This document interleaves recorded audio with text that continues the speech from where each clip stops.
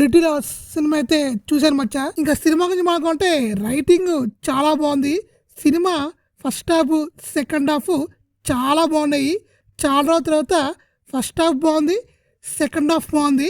ఈ మధ్యకాలంలో మనం ఫస్ట్ హాఫ్ బాగుంటే సెకండ్ హాఫ్ బాగుండట్లేదు, సెకండ్ హాఫ్ బాగపోతే ఫస్ట్ హాఫ్ బాగుండట్లేదు. అలా నడుస్తుంది ఈ మధ్యకాలంలో. అయితే చాలా రోజుల తర్వాత నాకైతే సినిమా చాలా బాగా నచ్చింది.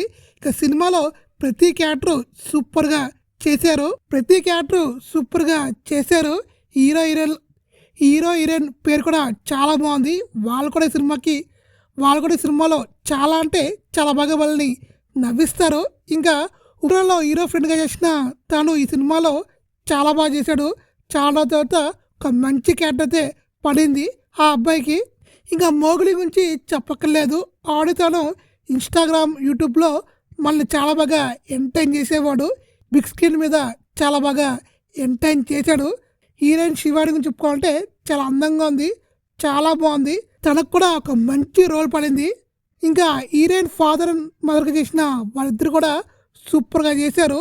రాజీ కనకాల వైఫ్గా చేసిన వాళ్ళకన్నా హీరోయిన్ వాళ్ళ పేరెంట్సే సూపర్గా చేశారు. వాళ్ళు చాలా బాగా నవ్విస్తారు. BGM, direction, production values, cinematography ప్రతి ఒక్కటి చాలా బాగున్నాయి. ఇంకా ఓవరాల్ చెప్పుకోవాలంటే సినిమా చాలా అంటే చాలా బాగుంది. చాలా నా రేటింగ్ అయితే 3/5. సినిమాను మాత్రం మిస్ కాకండి.